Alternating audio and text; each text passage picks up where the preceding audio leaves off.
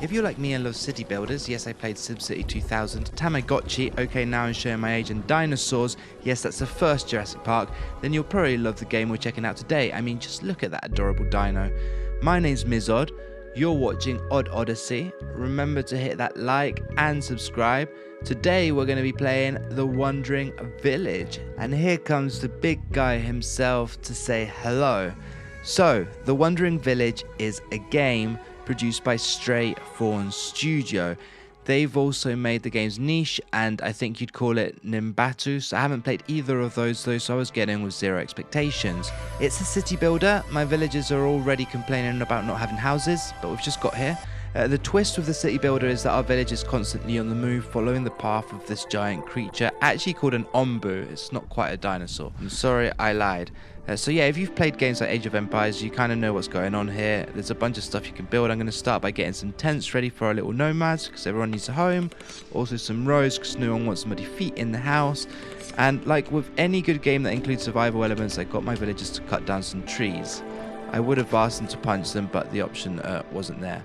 And whilst my villagers worked on their accommodation, I placed in a research lab, went in and started researching the scavenger hut, which is going to come super handy for getting some bits, especially materials and villagers later on, so I recommend doing it pretty early on. I also got my little dudes working on a farm, because, you know, food is important.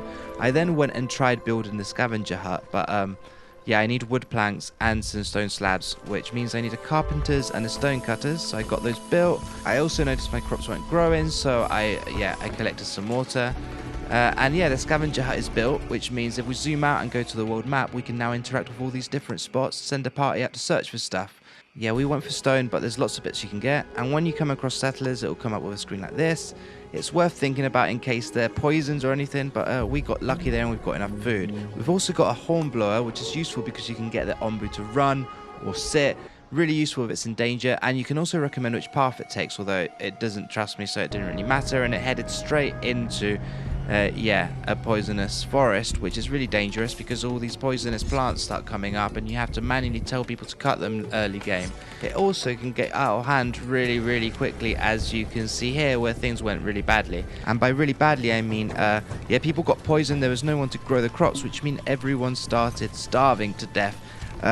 By everyone I mean literally, there was no one to do any work, and suddenly it was game over. So I restarted the game, but this time made sure I got a doctor down in case my people got ill again. I also ended up bumping into some shamans and decided to grab the things and make a leg for it, which is kind of handy because I needed that herb for medicine. Another thing I unlocked was a dung collector. Thought I'd point it out because it collects poop, and that's kind of funny. Next big problem I came across was Onbu heading straight into a massive desert. It's hot, I can't collect water, I didn't save enough water, so things aren't looking great because my food will run out soon. I placed some berry gatherers down to try and save the situation and a kitchen, but I should have learned that earlier because I'm just going to do this. No one needs to know anything. Water tanks down and a load more water collecting going on this time. I've also kept growing my village, got a little windmill, which is useful because it makes flour. And if we come up here, I've also got this really cool thing, which is a fishery. And we need a fishery because, ta-da, we're in water. Lots of water. Water everywhere. So yeah, now we can collect fish and also seawater. We can also shoot these little big mushroom balls to feed our Onbu, which is great because he gets hungry. Remember I mentioned Tamagotchi? Yeah, you've got to do all these things like keep the toxin down, which means having a doctor and all that stuff. I got to this pretty dangerous bit and unlocked hostility modifiers, so I'll be trying that out on a different playthrough. But right now my Onbu has decided to go to sleep right outside a poisonous cloud. So my new flamethrower dudes are coming out to deal with the poisonous plants. Once you unlock this, it becomes a bit easier to deal with those areas. At least a little bit easier. What's not so easy is to deal with two massive hurricanes hitting me. Yeah, that's the first, but I got hit by two.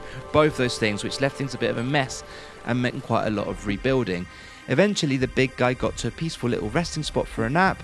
And at least I personally think that I got the city looking half decent. I also got up to 77 villagers, which might not seem like a lot, but you try the game and let me know. There's an award for 500, so I might have to keep going. That's when the village elder told me he was retiring. The village was now mine.